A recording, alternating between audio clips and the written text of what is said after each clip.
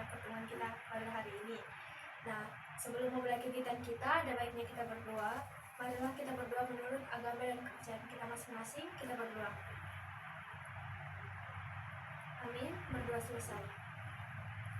Jadi pertemuan kita pada hari ini itu dinamakan dengan KKP, yaitu konseling kelompok.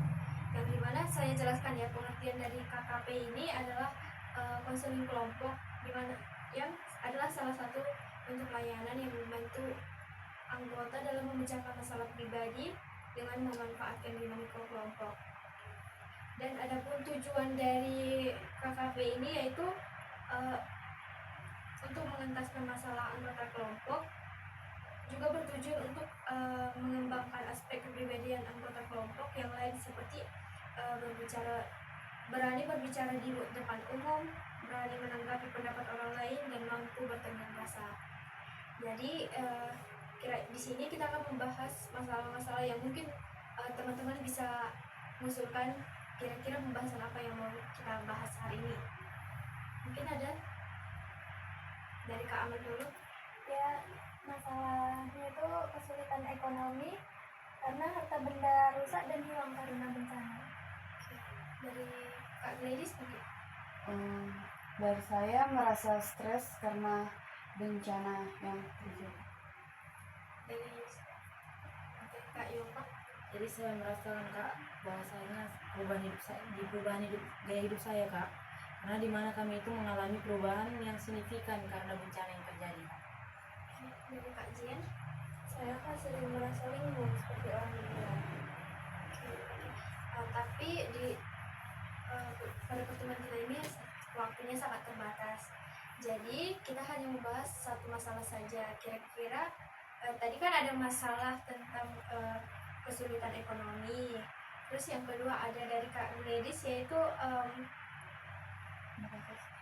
merasa stres karena bencana alam. Terus ada dari Kak Yova, yaitu perubahan gaya hidup, dan dari Kak Jia itu linglung seperti orang gila. Nah, kira-kira nih dari masalah Kak Amel tentang kesulitan ekonomi, setuju nggak kalau kita bahas? Setuju aja sih Kak, tapi kayaknya lebih tertarik yang linglung. Iya. Oke, semua semangat ke yang linglung seperti orang gila ya. Oke, kira-kira untuk masalah dari kajian itu yang merasa linglung seperti orang gila karena bencana alam itu ya Kak. Kira-kira teman-teman bisa nggak ada rekomendasi solusi yang untuk memecahkan masalah tersebut? Saya Kak, Kak Yopa? memang kan Kak, kadang-kadang memang kita nggak tahu kan mental seseorang gitu lah. Jadi mungkin ya karena bencana ini mungkin kan ada banyak gitu korban atau mungkin kehilangan mungkin ya orang tuanya. Jadi ya kita bisa memberikan solusi itu dengan memberikan dukungan lebih positif gitu lah, dan memberikan validasi yang kuat sehingga dia itu merasa terbantu dengan empati yang diberikan oleh kita misalnya dengan memberikan solusinya. Terima kasih Kak Yopa. Dari Kak Amel mungkin? Ya, mungkin karena kita tahu kan Kak, korban bencana itu pasti di dalam tenda dia memikirkan kondisi rumahnya, jadi membuat dia bingung pikirannya gitu. Mungkin kita bisa menciptakan lingkungan yang aman dan nyaman bagi korban itu untuk membantu mereka itu merasa lebih stabil lagi gitu emosional. Dari Kak Gladys? Kalau solusi yang bisa saya sampaikan itu seperti melakukan aktivitas yang menenangkan.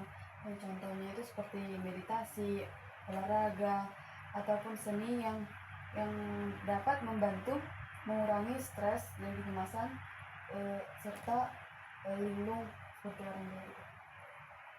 Oke, mungkin dari solusi-solusi kakak sekalian dapat saya simpulkan yang pertama itu kayak memberikan dukungan emosional dan juga empati ya Kak. Ya. Terus yang kedua dari Kak Amel itu kayak menciptakan lingkungan yang aman dan juga nyaman. Dari Kak Gladys itu bisa melakukan aktivitas seperti olahraga, seni, atau lain sebagainya. Oke, tak terasa kita sudah hampir pertemuan kita ini sudah hampir berakhir.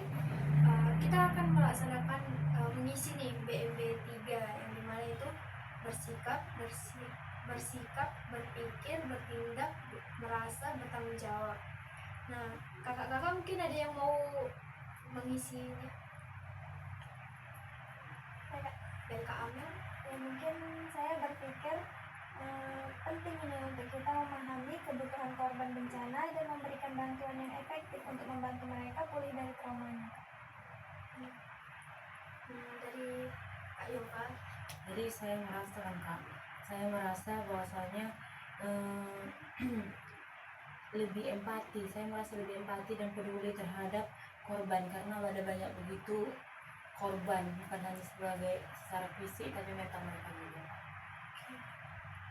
Yang selanjutnya dari Kak Jian sendiri. Mungkin sikap yang saya ambil itu saya akan bersikap peduli dan membantu korban bencana dengan efektif serta meningkatkan kesadaran tentang pentingnya memahami kebutuhan mereka yang mereka memang benar-benar butuhkan. Baik, terima kasih ya Kak. Selanjutnya dari pembahasan kita awal sampai akhir ini, kira-kira pesan dan kesan dulu nih, siapa yang mau menyampaikan? Saya Kak, Dari Kak Yoga. saya ingin menyampaikan pesan juga Kak, langsung. Itu adalah pesan saya itu bahwasanya kita itu penting untuk memahami kebutuhan korban bencana dengan lebih efektif dan memastikan bahwa mereka itu menerima bantuan yang cukup sesuai dengan kebutuhan mereka.